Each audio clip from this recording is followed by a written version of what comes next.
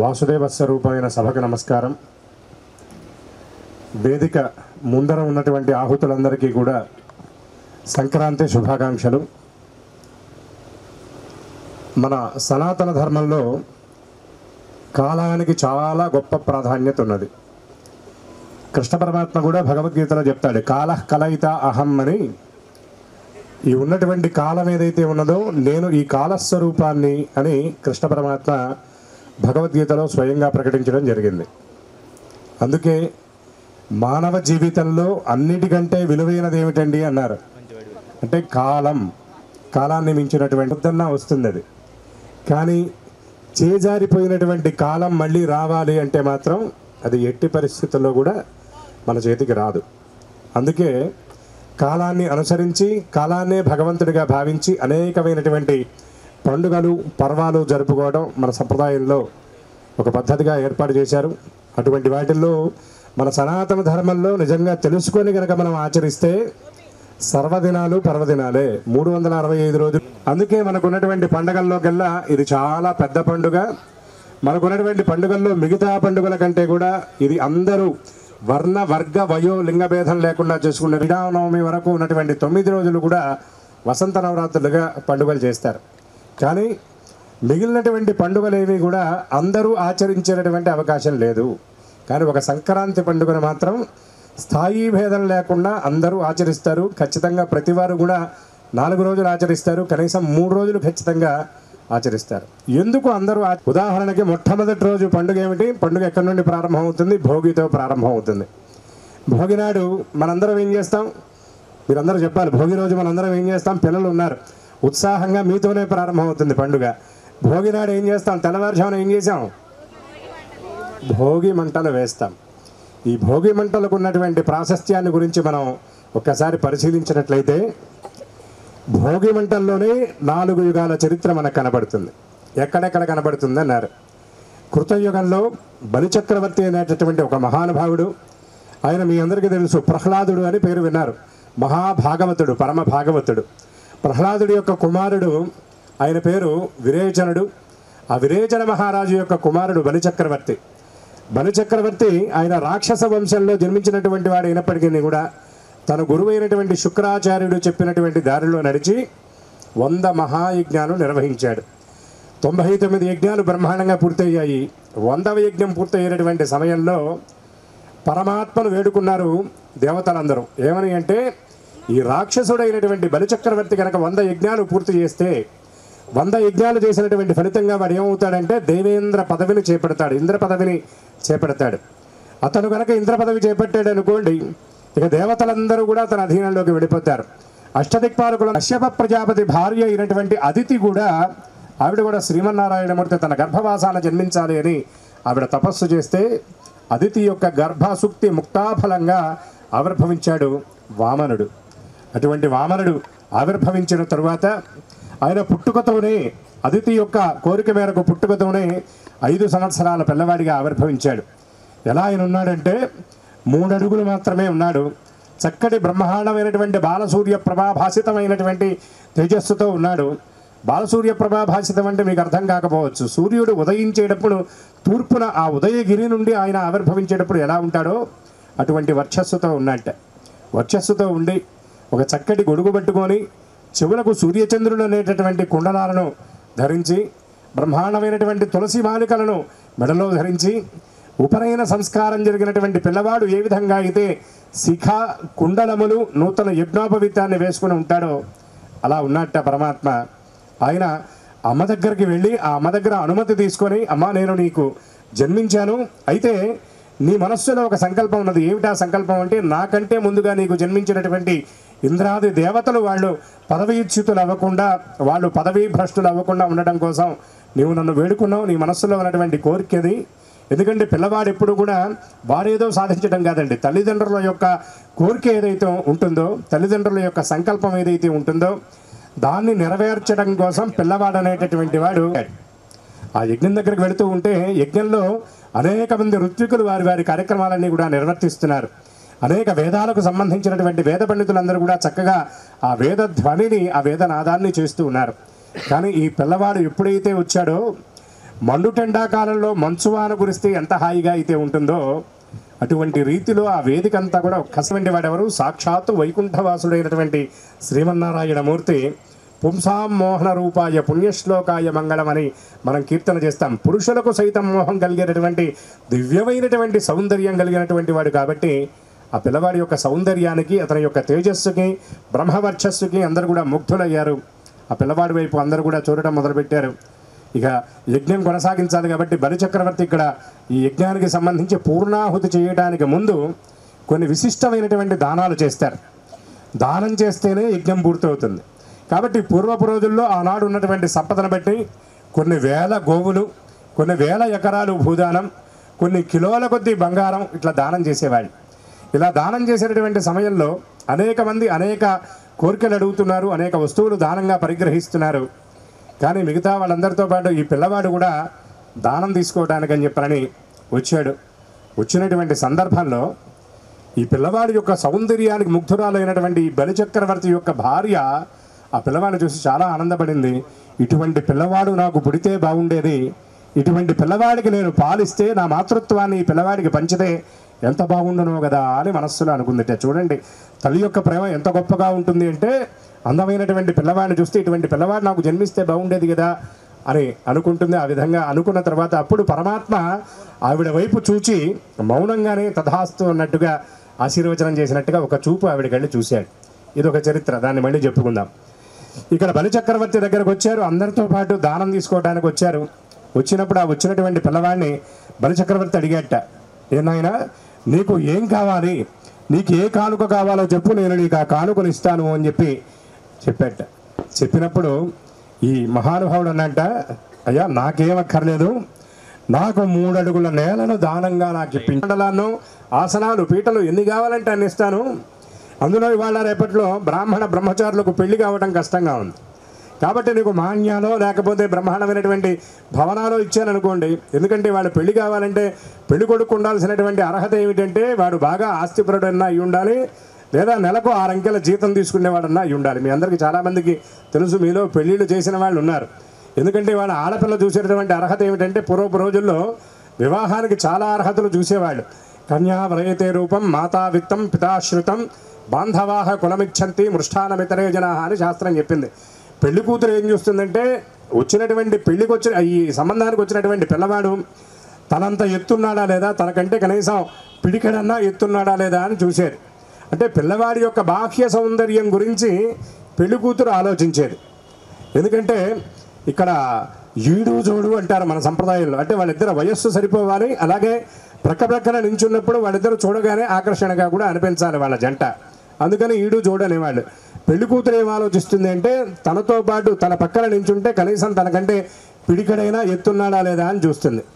అలాగే పెళ్లికి వచ్చినటువంటి పెళ్లి కొడుకు చక్కగా నల్లగా మెరిసేటటువంటి 9 రెక్కల వంటి జుట్టు ఉన్నవాడైతే పెళ్లి కూతురు ఆలోచిస్తుంది నిజంగా అది విగ్గా లేకపోతే రంగేసుకొచ్చాడా ఇవన్నీ ఆలోచిస్తుంది పెళ్లి కూతురు. ఇక తల్లి ఏం చూస్తుందండి అన్నారు, మాతా విత్తం. తల్లి ఎప్పుడు కూడా పిల్లవాడు ఐశ్వర్యవంతుడా కాదా, వాడికి భవనాలు ఉన్నాయా లేవా, కార్లు ఉన్నాయా లేవా. ఎందుకంటే తల్లి మనస్సు ఎట్లా ఉంటుందంటే ఆడపిల్లని ఇచ్చేటప్పుడు తన బిడ్డ తన ఇంట్లో పొద్దున్నే లేచి చద్దన్నం తిన్నప్పటికీ కూడా దాని గురించి పెద్దగా ఆలోచించదు. కానీ తను వెళ్ళే చోట అత్తగారింట్లో తన కుమార్తె చక్కగా ఐశ్వర్యంతో తొలతూగాలి, ఆనందమయమైనటువంటి జీవనం గడపాలి అనేటటువంటి ఉద్దేశ్యంతో ఆలోచిస్తుంది. కాబట్టి మాతా విత్తం. ఇక తండ్రి ఏం చూస్తాడండి అన్నారు, పితాశ్రుతం. తండ్రి ఎప్పుడు కూడా పిల్లవాడికి ఎంత ఐశ్వర్యం ఉన్నది, వాడు ఎటువంటి వాడు అనేది, అంటే అతను ఎంత అందగాడు అనేది ఆయన చూడడు. తండ్రి ఏం చూస్తాడంటే పితాశ్రుతం, పిల్లవాడు చదువుకున్నాడా లేదా, అతని చదువు ఎటువంటిది, అతని గుణగణాలు ఎటువంటివి అనేది ఆలోచిస్తాడు. ఎందుకంటే ఎంత ఐశ్వర్యవంతుడైనప్పటికీ కూడా, వాడు ఎంత ధనం ఉన్నవాడైనప్పటికీ కూడా, వాడు ఏదైనా ఒక మంచి రోజు చూసుకొని నైదంతారులో ఇవాళ రేపట్లో పూర్వపు రోజుల్లో పేకాట ఆడేవాళ్ళు, ఇవాళ రేపట్లో క్రికెట్ బెట్టింగ్ అని వచ్చింది. వాడు మంచి నైదంతారులో క్రికెట్ బెట్టింగ్ వేశాడు అనుకోండి, కోట్ల కొలది ఆస్తి కూడా నిశ్శబ్దంగా రాత్రికి రాత్రి కరిగిపోయే పరిస్థితి ఉంటుంది. అదే చదువుకున్నటువంటి వాడైతే గనక ఎక్కడికి వెళ్ళినా సరే విద్వాన్ సర్వత్ర పూజిత అంటారు. కాబట్టి చదువుకున్నటువంటి చదువుతో వాడు ఎక్కడైనా రాణించగలుగుతాడు అనేటటువంటి ఉద్దేశ్యంతో తండ్రి ఎప్పుడు కూడా చదువును చూస్తాడు. ఇక పెళ్లిలో మిగిలినటువంటి బంధువులు, బాబాయిలు, పెదనాన్నలు, మేనమామలు, మేనత్త భర్తలు వీళ్ళందరూ ఏం చూస్తారంటే బాంధవాహ కులమిచ్చంతి, ఇతని వంశం ఎటువంటిది, ఇతని గుణగణాలు ఎటువంటివి, ఇతని నేపథ్యం ఎటువంటిది, ఇతని కుటుంబం ఎటువంటిది, వీళ్ళ అమ్మగారు ఎటువంటి వాళ్ళు, వీళ్ళ నాన్నగారు ఎటువంటి వాళ్ళు.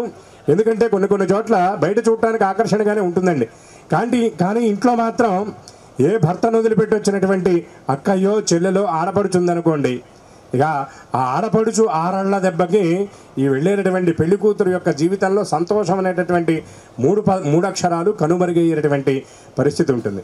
అట్లాగే అత్తగారు పెళ్ళయిందాక గంభీరంగా చక్కగా మృదువుగా కనబడుతుంది, కానీ పెళ్ళయిన తర్వాత ఆవిడ కనుక వాక్స్థానంలో శని ఉన్నాడు అనుకోండి, నిరంతరం కూడా కోళ్ళని పీక్కు తింటూ ఉంటుంది. అందుకని వాళ్ళ స్వభావాలు ఎటువంటివి, వాళ్ళ స్వరూపాలు ఎటువంటివి అనేది ఈ బంధువులు విచారిస్తారు. దానితో పాటు మన సంప్రదాయంలో ఇంకొక మాట చెప్పారు, పెళ్లి చేసేటటువంటి సమయంలో అటేడు తరాలు ఇటేడు తరాలు చూడమన్నారండి. ఇవాళ రేపట్లో వెనకటి తరమే తెలియదు. మీ తాతగారి పేరు ఏమిట్రా అంటే చాలామంది పిల్లలు వెర్రిమొహం వేసి చూస్తారు తప్ప తాతగారి పేరు తెలియదు. ఒకవేళ ఒకళ్ళిద్దరికి 10 మందిలో ఒకళ్ళిద్దరికి వాళ్ళ తాతగారి పేరు తెలిసినా వాళ్ళ ముత్తాతగారి పేరు తెలిసినటువంటి వాడు మాత్రం ఎక్కడా మనకి వాళ్ళ కనబడేటటువంటి పరిస్థితి లేదు. కానీ అటేడు తరాలు ఇటేడు తరాలు చూడమంటంలో ఉన్నటువంటి అంతరార్థం ఏమిటి అంటే, ఈ వంశంలో ఉన్నటువంటి వాళ్ళలో ఎవరికైనా సాంక్రమిక వ్యాధులు ఏమైనా ఉన్నాయా, ఉదాహరణకి నత్తి బొల్లి ఇటువంటి వ్యాధులు ఏమైనా ఉంటే, చిత్తచాంచల్యం ఇటువంటివి ఏమైనా ఉంటే ధోల యొక్క పని బాంధవాహ కులమిచ్చంతి. ఇక అట్లాగే 4వ విషయం ఏమిటంటే మృష్టాన్నం ఇతరే జనాహ. పెళ్ళి అనగానే చాలామంది పెళ్లి శుభలేఖ తీసుకోగానే చూసేది ఏమిటంటే విందు ఎన్ని గంటలకి అని రాశారో చూస్తారు. ఎందుకంటే పెళ్ళి అనగానే చాలామంది గుర్తొచ్చేది ఏమిటంటే పప్పన్నం గుర్తొస్తుంది. అసలు పెళ్లిలో ఈ భోజనం పెట్టేటటువంటి సంప్రదాయాన్ని ఎందుకు ఏర్పాటు చేశారు మన పూర్వులు అంటే, పూర్వపు రోజుల్లో ఇన్ని రకాలుగా అన్న సమృద్ధి ఉండేది కాదు. ఇక్కడ పెద్దలు ఉన్నారు. 1968కి ముందు మన ప్రాంతంలో బియ్యం అంటే ఇవాళ మనం బంగారాన్ని ఎంత అపురూపంగా చూస్తున్నామో, 1968కి ముందు మన ప్రాంతంలో బియ్యాన్ని అంత అపురూపంగా చూసేవాళ్ళు. నాగార్జున సాగర్ రాకముందు మన ప్రాంతంలో వరి పంట లేదు, మెట్ట వరి అని అక్కడక్కడ సాగు చేసేవాళ్ళు. కానీ మిగిలినటువంటి సందర్భాల్లో జొన్నలు సజ్జలు కొర్రలు ఇటువంటి ధాన్యాలు తిన్నప్పటికీ కూడా పెళ్ళిళ్ళ సందర్భంలో మాత్రం ఖచ్చితంగా వీళ్ళ దగ్గర లేకపోయినా వేరే చోట కొనుక్కొచ్చైనా సరే బియ్యంతో ఉండినటువంటి అన్నం పెట్టేవాళ్ళు. అందుకే మా పెద్దలు, మా తండ్రి గారు వాళ్ళు చెప్పేవాళ్ళు, పండగలప్పుడు బియ్యపన్నం భోజనం చేస్తే దాన్ని స్వామి బువ్వ అని చెప్పి వాళ్ళు ప్రసాదంగా భావన చేసి తినేవాళ్ళట. అంటే ఈ అన్న సమృద్ధి లేనటువంటి రోజుల్లో 10 మందిని పిలిచి అన్నం పెడితే అన్నశాంతి జరుగుతుంది. ఎందుకంటే పెళ్ళిళ్ళల్లో పెళ్ళికి మంత్రశాంతి ఎంత ప్రధానమో, పెళ్ళిళ్ళల్లో ముహూర్తం ఎంత ప్రధానమో, పెళ్ళికి సంబంధించి భోజనం పెట్టడం మంత్రశాంతితో పాటు అన్నశాంతి కూడా అంతే ప్రధానం. ఆ అన్నం తిన్నటువంటి వాళ్ళు కడుపు నిండినటువంటి వాడికి మనసు నిండుతుంది. ఎందుకంటే మనకి ఏ దానం ఇచ్చినా ఎంత ఇచ్చినా వాడికి ఇంకా కావాలని అనిపిస్తుంది. కానీ ఎవరైనా కూర్చోబెట్టి మనం భోజనం పెట్టామనుకోండి, ఎంత తింటాడు? వాడు కడుపు పట్టినంత వరకు మాత్రమే తింటాడు. మీరు ఇంకొక 10 రకాల పదార్థాలు పెట్టినా వాడికి అనిపించినప్పటికీ కూడా తినడానికి వాడి శరీరం సహకరించదు. అందుకే మిగిలిన వాటిల్లో లేనటువంటి ఆ వైశిష్ట్యత అన్నదానంలో ఏమిటంటే వాడు చాలు అనేటటువంటి మాట అంటాడు. అందుకే మనం యజ్ఞం చేసినా యాగం చేసినా పెళ్లి చేసినా ఇటువంటి శుభకార్యం చేసినా ఖచ్చితంగా భోజనానికి మనం అంత ప్రాధాన్యత ఇస్తాం. అట్లనే పెళ్లిలో కూడా మృష్టాన్నం ఇతరే జనాహ, కడుపు నిండినటువంటి వాడికి మనసు నిండుతుంది. కాబట్టి మనసు నిండి మనస్ఫూర్తిగా వేసేటటువంటి ఆశీర్వచనం ఈ పెళ్లి కొడుక్కి పెళ్లి కూతురికి శుభాన్ని చేకూరుస్తుంది అనేటటువంటి భావనతో ఈ భోజనం పెట్టేటటువంటి సంప్రదాయాన్ని పెట్టారు. అట్లాగే ఇక్కడ ఈ వామనుడికి కూడా ఇతనికి పెళ్లి కాలేదు కాబట్టి ఆస్తో భవనమో మాన్యమో ఇద్దామో అని బలిచక్రవర్తి అనుకున్నాడు. కానీ ఆయన మాత్రం అనుకున్నాడు, నాకు అక్కర్లేదయ్యా, నాకు 3 అడుగుల నేల చాలు అన్నాడు. పక్కనున్నటువంటి బ్రాహ్మణులు చెప్పారట, ఏమయ్యా నువ్వు పిల్లవాడివి, చక్కగా ఆకర్షణగా ఉన్నావు, నీ వాక్కు కూడా చాలా శుభ్రంగా ఉంది, నిన్ను చూసి ఆకర్షితుడై రాజుగారు బ్రహ్మాండమైనటువంటి దానాలు ఇస్తానంటే తీసుకోవడానికి ఏమయ్యా నువ్వు తీసుకోవచ్చు కదా అన్నట్ట. అప్పుడు ఆ వామనమూర్తి చెప్పాడండి, ఈ కథ ఎందుకు చెప్తున్నామంటే కథలు ఎప్పుడు కూడా ధ్వని ప్రధానంగా సాగుతాయి, అందులో ఉన్నటువంటి అంతరార్థాన్ని మనం గ్రహించాలి. వామనమూర్తి చెప్పాట, నాయన వ్యాప్తిం పొందక వగవక ప్రాప్తంబగులేశమైన 10,000 తృప్తించందని మనుజుడు సప్తద్వీపములందు జక్కంబడునే. ఆయన నీకేం కావాలో అది నీవు తీసుకోవాలి తప్ప నీవు ఏదో వాడు ఇస్తున్నాడు కదా అంటే, ఎందుకంటే మన సంప్రదాయంలో ఒక సామెత ఉందండి, ఇచ్చేవాడు ఉంటే చచ్చేవాడు లేచి వచ్చాడని. ఇస్తామన్నారనుకోండి చచ్చినవాడు కూడా లేచి వస్తాడు, ఎందుకంటే తేరగా వస్తుంది కాబట్టి. కానీ వామనమూర్తి అన్నాడు నాకు అట్లా అక్కర్లేదు, వాడు ఇస్తూ పోతుంటే నేను కావాలి కావాలి అంటే ఈ సప్తద్వీప వేలావలయితమైనటువంటి భూమిని మొత్తాన్ని నాకు ధారపోసినా ఇంకా నాకు కావాలని అనిపిస్తుంటుంది, కాబట్టి నాకు అక్కర్లేదయ్యా. మానవుడికి కావాల్సినటువంటి సంపదల్లో ప్రధానమైనటువంటి సంపద ఏమిటంటే తృప్తి, చాలు అనే సంపద కావాలి. అందుకే మనకి సంప్రదాయంలో ఏ యజ్ఞం చేసినా యాగం చేసినా ఏ కార్యక్రమాన్ని మనం ప్రారంభించినా పుణ్యాహవాచన అనే కార్యక్రమం చేస్తాం. ఆ కార్యక్రమంలో పురోహితులు వారు చెప్తారు శాంతిరస్తు తుష్టిరస్తు వృద్ధిరస్తు అని చెప్తారు. అంటే యజమానికి శాంతి కలుగుగాక, ఎందుకంటే శాంతము లేక సౌఖ్యము లేదు. అట్లాగే తుష్టిరస్తు తృప్తి కలుగుగాక, తృప్తి లేకపోతే ఎంత సంపద ఉన్నా సరే వీడు ప్రశాంతంగా ఉండలేడు. ఎందుకంటే సుభాషితంలో ఇంకో మాట చెప్తారు, కోవా దరిద్రో విశాల తృష్ణ శ్రీమాంశ్చ కోయశ్చ సమస్త కోశ. ఎవడండి దరిద్రుడు అన్నాడు. ఆ పూట కాపుట తిండి లేనటువంటి వాడు కూడా దరిద్రుడు కాదండి. ఎవరికైతే ఎంత ఉన్నా చాలదో చాలదో చాలదో అని పరిగెత్తేటటువంటి ఆశపోత ఎవడైతే ఉంటాడో, తృప్తి లేనటువంటి వాడు ఎవడైతే ఉంటాడో వాడే నిజమైనటువంటి దరిద్రుడు అన్నాడు. అంటే ఇవాళ మనకు కావలసినటువంటి ప్రధాన సంపద ఏమిటంటే తృప్తి కావాలి. అందుకని తుష్టిరస్తు అంటారు. వామనమూర్తి కూడా చెప్పాడు తృప్తిగా మనం జీవించగలగాలి. తృప్తిని చెందని మనుజుడు సప్తద్వీపములందు జక్కంబడునే. తృప్తి లేనటువంటి వాడు ప్రశాంతమైనటువంటి జీవనం చేయలేడయ్యా, కాబట్టి నాకు చాలు, తృప్తి ఉంటే చాలు నాకు అని ఇంకొక గొప్ప మాట అంటాడండి వామనమూర్తి.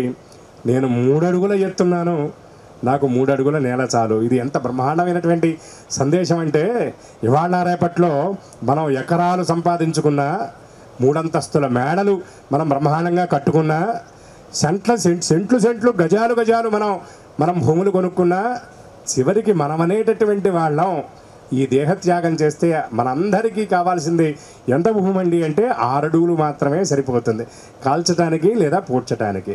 ఇదే వామనమూర్తి కూడా ఇక్కడ చెప్పాడు. బ్రహ్మాండమైనటువంటి ఆ సందేశాన్ని ఇచ్చిన తర్వాత ఇక వామనమూర్తి చెప్పినట్టుగా బలిచక్రవర్తి అన్నాడు, నీకు 3 అడుగులు ఇస్తాను నాయన అన్నాడు. అని ఎప్పుడైతే ఆ ధార పోశాడో, ధార పోసిన తరువాత దానాన్ని పరిగ్రహించేటటువంటి సమయంలో ఆ వామనమూర్తి ఇంతింతై ఒటుడింతై మరియు తానింతై నభోవీధి పైనంతై తోయిజ మండలాక్రమణ కల్లంతై అన్నట్లుగా 3 అడుగులు ఉన్నటువంటి పిల్లవాడు భూభాండాల మొత్తాన్ని త్రిభువనాలను మొత్తం కూడా ఆవరించినటువంటి రీతిలో బ్రహ్మాండమైనటువంటి ఎత్తు వెడల్పుగా త్రివిక్రమ వామనుడుగా ఆయన ఆవిర్భవించాడు. మొట్టమొదటి అడుగు భూమిపైన పెట్టాడు, 2వ అడుగు ఆకాశం పైన పెట్టాడు, 3వ అడుగు ఎక్కడ పెట్టాడంటే బలిచక్రవర్తిని అడిగాడు, ఎక్కడ పెట్టమంటావు అన్నాడు. స్వామి నీకంటే 3 పాదాలు ఉన్నాయి, 2 పాదాల్లో ఒకటి ఆకాశం ఒకటి భూమి మీద పెట్టావు, ఇక నీకంటూ చూపించడానికి ఇంకెక్కడ అవకాశం లేదు, దానం ఇచ్చాను కాబట్టి నా నెత్తిన పెట్టమన్నాడు. చూడండి ఇది ఎంత విశేషమో. ఇక్కడ బలిచక్రవర్తిని బట్టి మనం గ్రహించాల్సినటువంటి విషయం ఏమిటంటే ఒక్కసారి మాట ఇచ్చాము అంటే ఆ మాట కోసం మనం ప్రాణమైనా ఇవ్వాలి. ప్రాణం వాపి పరిత్యజ్య మానమే వాభిరక్షతు అనుత్యవ భవతి ప్రాణ మానమాచంద్రతారకం. దిక్కుమాలిన ప్రాణం చిన్న ఇంత బుల్లెట్ తగిలితోనో, లేకపోతే బండి మీద పోతూ పోతూ కింద పడితేనో, లేదా నిద్రలో వాడు సరిగా ఊపిరాడకపోతే ఆ ప్రాణం పోతుంది.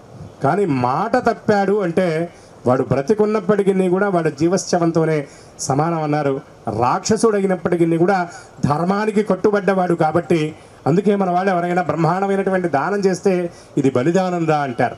అటువంటి బలిదానానికి సంకేతాత్మకంగా తాను ఇచ్చినటువంటి మాటను నిలబెట్టుకోవడానికి వామనమూర్తికి చెప్పాడు, తన శిరస్సు పైన కాలు పెట్టమని చెప్పాడు.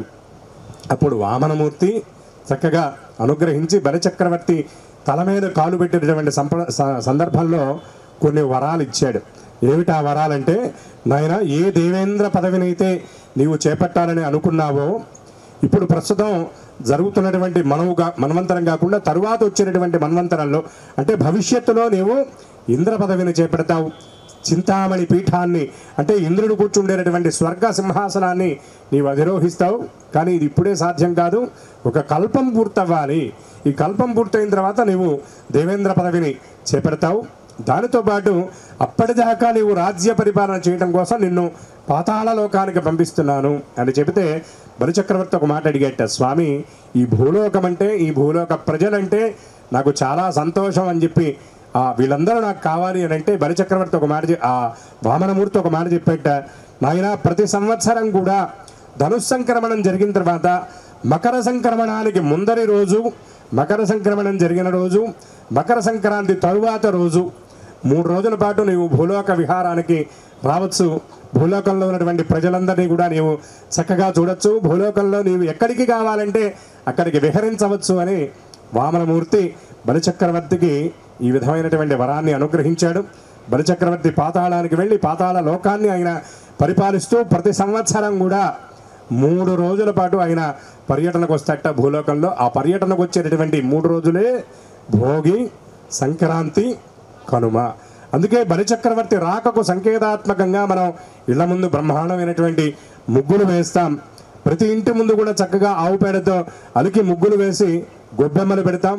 ప్రతి ఇల్లు కూడా శుభ్రంగా ఉంచుకుంటాం. అట్లాగే భోగి మంటలు వేయటానికి ఉన్నటువంటి అంతరార్థాలు చాలా ఉన్నాయి. వాటిల్లో అత్యంత ప్రధానమైనది ఏమిటి అంటే, మానవుడు చేసేటటువంటి దేవతారాధనలో మొట్టమొదటిగా ఏ దేవతను ఆరాధించాలంటే అగ్ని ఆరాధన చెయ్యాలి. ఎందుకు అగ్ని ఆరాధన చేయాలంటే, శ్రీమిచ్చేతు హుతాశన, మనకి సంపదనిచ్చేటటువంటి దైవం ఏమంటే అగ్నిహోత్రుడు. అట్లాగే మనకి ఒంటి మీద బట్ట కట్టుకోవడం చేతగానటువంటి రోజుల్లో, ఆది మానవుడిగా మానవుడు ఉన్నటువంటి రోజుల్లో మొట్టమొదట ఏ దేవతను ఆయన ఆరాధించాడంటే అగ్నిహోత్రుడిని ఆరాధించాట. ఆది మానవుడిగా ఉండి లింగ వర్ణ వయోభేదం తెలియనటువంటి రోజుల్లోనే ఆ కార్చిచ్చు అడవిలో ఎక్కడ కనబడితే అక్కడ అగ్నిహోత్రానికి ఆది మానవుడు నమస్కారం చేసేవాట. అందుకని ఆ సంప్రదాయాన్ని మనం ఇప్పటికీ కూడా కొనసాగిస్తూ శుభకార్యమైన అశుభకార్యమైన దేవతాకార్యమైన మొట్టమొదట మనం ఏ దేవతను ఆరాధిస్తామండి? దీపారాధన అనే పేరుతో అగ్నిహోత్రుడిని మనం ఆరాధిస్తాం. అవునా కదా? మీ అందరికీ తెలుసు కదా. దేవాలయంలో కానివ్వండి, పెళ్ళిళ్ళల్లో కానివ్వండి, వ్రతాల్లో కానివ్వండి, ఆఖరికి ఏదైనా అశుభ కార్యాల్లో కానివ్వండి, అదౌ దీపారాధనం కృత్వ, దీపారాధన చేసే కార్యక్రమాన్ని ప్రారంభిస్తారు. అందుకే మన సంక్రాంతి వేడుకలు కూడా మొట్టమొదట దేనితో మొదలవుతాయి అంటే అగ్నిహోత్రుడి యొక్క ఆరాధన అయినటువంటి భోగి మంటలతోనే మొదలవుతాయి. కానీ సంప్రదాయాన్ని తెలిసి దీన్ని ఆచరించేటటువంటి వాళ్ళు చాలా తక్కువ మంది ఉంటారు. సహజంగా భోగి మంటలు అనగానే ఏం చేస్తారంటే, ఇంట్లో విరిగిపోయినటువంటి కుర్చీలు, పగిలిపోయినటువంటి తలుపు చెక్కలు, ఇంట్లో ఇప్పుడు కట్టెల పొయ్యిలు లేవు కాబట్టి పక్కవాడి ఇంట్లో తీసుకొచ్చినటువంటి కట్టెలు అవి ఇవి తీసుకొస్తారు. కానీ శాస్త్రంలో చెప్పారు, ఈ భోగి మంటల్ని కూడా ఒక యజ్ఞంలాగా చేయమన్నారు. దీనికి గంధపు చెక్కలు కానీ, తులసి కట్టెలు కానీ, లేదా చండ్ర కట్టెలు కానీ ఏర్పాటు చేసి ముందుగా దాన్ని కర్పూరంతో వెలిగించి దానిపైన 9 పర్యాయాలు ఆవు నెయ్యితో ఆహుతులిచ్చి ఆ మంటని తీసుకొచ్చి ఇక మనకు నచ్చినటువంటి చెక్కలో లేకపోతే వస్తువుల్లోనో ఆ మంట వేయమని చెప్పారు. అయితే ఈ విధమైనటువంటి భోగి మంటలు వేయటానికి ఉన్నటువంటి అంతరార్థం ఏమిటంటే, మన పెద్ద పండుగ అయినటువంటి సంక్రాంతి పండుగకు ముందు మనం ఇల్లంతా కూడా శుభ్రం చేసుకుంటాం. ఆ శుభ్రం చేసిన తర్వాత మనకి పనికిరాని వస్తువులు చాలా అనేకమైనటువంటి వస్తువులు వస్తాయి. ఆ వస్తువులన్నీ మళ్ళీ మనం ఎక్కడో చోట దాచిపెట్టామనుకోండి, ఎందుకంటే మనకు వస్తు సంగ్రహణ ఆసక్తి ఉంటుంది. కొంతమందికి ఎప్పుడో పనికిరానటువంటి పేపర్లు కూడా దాచిపెట్టుకుంటారు. ఎందుకు? వాళ్ళకంటే ఇది ఏదో ఒక రోజు ఉపయోగపడకపోతాయా అని. కానీ అట్లా పనికిరాని వస్తువులన్నీ ఇంటి నిండా మనం నింపుకున్నాం అనుకోండి, ఇంట్లో అవన్నీ కూడా ఇబ్బందే. అంతేకాకుండా లక్ష్మి మన ఇంట్లోకి రావాలి అంటే పనికిరాని వస్తువులు ఉండడానికి వీల్లేదు. అందుకే మనకి సంప్రదాయంలో అలక్ష్మీ నిస్సరణం అనేటటువంటి పేరుతో పండగల ముందు మనం పూజలు దులుపుకుంటాం, ఇళ్ళని శుభ్రం చేస్తాం, ఇళ్ళని అలుక్కుంటాం, ఇంటికి చక్కగా రంగవల్లికలు, మామిడి తోరణాలు ఇవన్నీ కూడా అలంకరిస్తాం. ఇటువంటి సంప్రదాయంలో భాగంగా పనికిరాని వస్తువుల్ని ఈ భోగి మంటలో వేసి తగలబెట్టడం అనేది కూడా ఒక సంప్రదాయం ఉన్నది. అంటే ఇల్లు మొత్తాన్ని శుభ్రం చేసుకోవటం. ఎందుకంటే లక్ష్మి రావాలి అంటే మనకు సంప్రదాయంలో కొన్ని పద్ధతులు చెప్పారు. ఏ ఇంటి ముందైతే ముగ్గేసి ఉంటుందో ఆ ఇంట్లోకే లక్ష్మీదేవి వస్తుందట. ఏ ఇంట్లో అయితే స్త్రీమూర్తి చక్కగా చేతి నిండా గాజులు వేసుకొని, నుదుటిపై బొట్టు పెట్టుకొని, మెడలో బ్రహ్మాండమైనటువంటి మంగళసూత్రంతో చక్కటి చీర కట్టుకొని, సంప్రదాయబద్ధంగా కాళ్ళకు పసుపు రాసుకొని, సీమంత సింధూరం పెట్టుకొని ఇంట్లో దేవుడి మందిరంలో దీపం పెట్టి ఉంటుందో ఆ ఇంట్లోకే లక్ష్మీదేవి వస్తుందన్నారు. లక్ష్మీదేవి ఎక్కడికి రాదండి అన్నారు. కుచేరిణం దంతమలాపహారిణం, అంటే సూర్యోదయ సమయంలో, సూర్యాస్తమయ సమయంలో ఏ ఇంట్లో అయితే మంచం వేసి నిద్రపోతూ ఉంటారో, సూర్యోదయ సమయంలో ఏ ఇంట్లో అయితే స్నానం చేయకుండా మనుషులు సంచరిస్తూ ఉంటారో, సూర్యోదయ సూర్యాస్తమయ సమయాల్లో ఏ ఇంట్లో అయితే దీపం పెట్టకుండా దేవుడి మందిరం నిస్తేజంగా ఉంచుతారో ఆ ఇంట్లోకి లక్ష్మీదేవి రాదు అని స్వయంగా లక్ష్మీదేవి చెప్పినట్టుగానే మనకి పురాణంలో చెప్పబడుతుంది. అందుకే మీకు శాస్త్రం ఒక పెద్ద మాట చెప్తుంది. పెద్దలు ఒక మాట చెప్తారు, మీకు మంత్రాలు రాకపోవచ్చు, నో మంత్రం నో యంత్రం నో తంత్రం తథైవచ. మీకు మంత్రాలు రాకపోయినా, పూజలు రాకపోయినా, శాస్త్రం తెలియకపోయినా, ఉదయాస్తమయాల్లో కనుక ప్రతినిత్యం దేవుడి మందిరం శుభ్రం చేసుకొని దేవుడి మందిరం ముందు దేవుడి ముంగిట కనుక మీరు దీపారాధన కనుక 2 పూట్లా చేయగలిగితే ఆ ఇంట్లో లాకేతము దాకు కొమ్ము లేదన్నారు. అంటే లేదు అనేటటువంటి మాట, లేమి అనేటటువంటి మాట ఆ ఇంట్లో ఉండదన్నారు. ఇక మిగిలినటువంటి స్తోత్రాలు పూజలు మీకు చేతవచ్చు అవ్వకపోవచ్చు, కానీ దేవుడు ముందు ఉదయం పూట సాయంకాలం పూట దీపారాధన చేస్తే సరిపోతుంది. ఇది బ్రహ్మాండమైనటువంటి ఆరాధనతో సమానం అని చెప్పారు. ఎందుకంటే పెద్దలు ఒక పురాణ పండితుడు ఒక మాట అడిగారు, ఏమండి ఇవాళ రోజుల్లో ఉన్నటువంటి సౌకర్యాలు పూర్వపు రోజుల్లో లేవు, ఇవాళ ఉన్నటువంటి ప్రయాణ సౌకర్యాలు పూర్వపు రోజుల్లో లేవు, ఇవాళ ఉన్నటువంటి వినోద సాధనాలు పూర్వపు రోజుల్లో లేవు. కానీ పూర్వపు రోజుల్లో ఒక్కొక్కళ్ళు కనీసం 4 బిడ్డల్ని కన్నారు, 6 బిడ్డల్ని కన్నారు, కొంతమంది అయితే 10 మంది బిడ్డల్ని కూడా కన్నవాళ్ళు ఉన్నారు. కానీ అంతమందిని కన్నా ఎవరికి తిండి పెట్టడానికి ఎక్కడా ఇబ్బంది పడలేదండి. అందరికీ తిండి పెట్టారు, హితోధికంగా చదివిచ్చారు, అందరికీ పెళ్ళిళ్ళు చేశారు, అందరూ సంతోషంగా ఉన్నారు. కానీ ఇవాళ ఇన్ని ఉన్నప్పటికీ కూడా మానవుడు అనేటటువంటి వాడు ఎవడూ సంతోషంగా లేడండి. ఎవరిని కదిలిచ్చినా ఏదో ఒక సమస్య చెబుతూనే ఉన్నారు. దీనికి కారణం ఏమిటండి అన్నారు. ఒక పురాణ పండితుని అడిగాడు. ఆ మహానుభావుడు చెప్పాడు, 2 కారణాలు రా.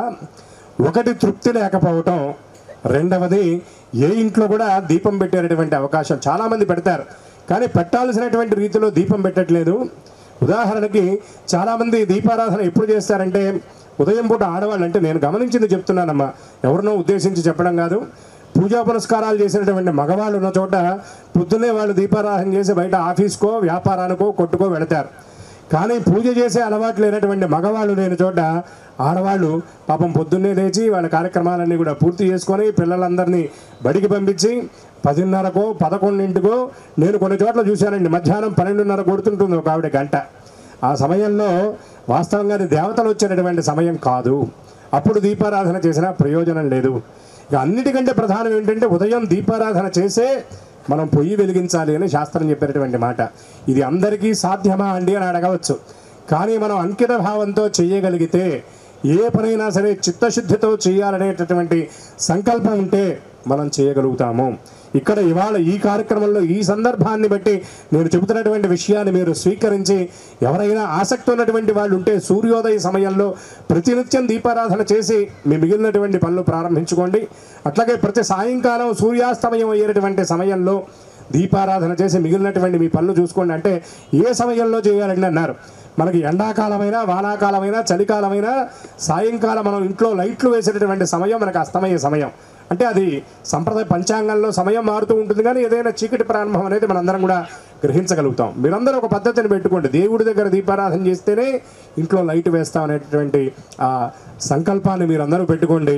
సాయంకాలం గనక ఇంట్లో దీపారాధన చేస్తే సాయంకాలం చేసేటటువంటి దీపారాధన, సాయంకాలం మనం ఇంట్లో వెలిగేటటువంటి ఆ సంధ్యాదీపం సాక్షాత్తు లక్ష్మీ స్వరూపం అని శాస్త్రం చెబుతూ ఉన్నటువంటి మాట. ఆ ఇంట్లో కలిమికి స్థానం తప్ప లేమికి స్థానం ఉండదు అని శాస్త్రం చెప్పిన మాట. అయితే ఇట్లా చెబితే చాలా చోట్ల ఇంకా కొన్ని సందేహాలు వస్తాయి. ఏమండి మేము మధ్యాహ్నం భోజనం చేసి ఉంటాం కదా, లేకపోతే అశుచిగా ఉంటాం కదా, దీనికి పరిష్కారం ఏంటండి అని అడగచ్చు.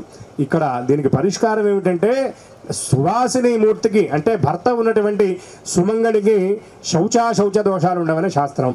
ఆవిడ చక్కగా సాయంకాలం వేళ ముఖ ప్రక్షాళన మొహం కడుక్కొని నుదుట బొట్టు పెట్టుకొని ఈ సీమంత సింధూరం అని పాపట్లో కనుక కుంకుమ ధరిస్తే ఆవిడ గంగా స్నానం చేసినటువంటి దానితో సమానమని చెప్పారు. ఆ విధంగా దీపారాధన చేయవచ్చు.